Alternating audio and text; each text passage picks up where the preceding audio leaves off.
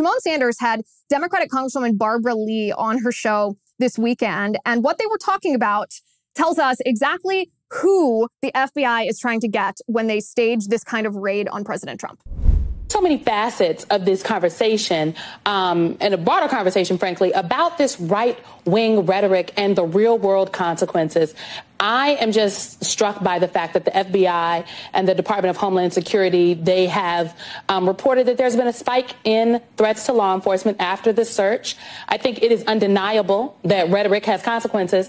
But do you think that some of your colleagues insist on escalating this type of language, understand that implicitly? Do you think they believe it's just all social media and it's not them?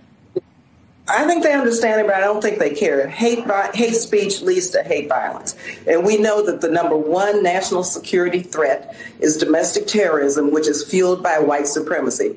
Do they care? Do they know? Their behavior tells me that they really don't care. And that's the danger of this. When you have people who are elected to public office and really just throw away the rule of law and create an environment where they want people to believe these lies, that just opens up the box in terms of the rule of law not being ever adhered to, and it's almost like anarchy.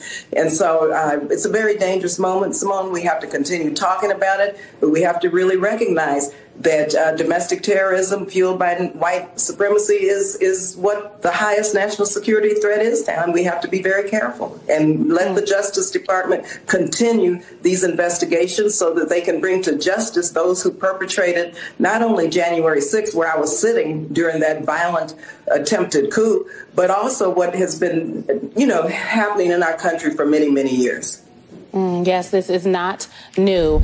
So what happened in that clip is the dictionary definition of gaslighting. This is Simone Sanders' expertise, and clearly she brought on the correct guest for this. They're trying to gaslight you and I. The FBI raid on President Trump was, of course, a political attack on President Trump, undoubtedly.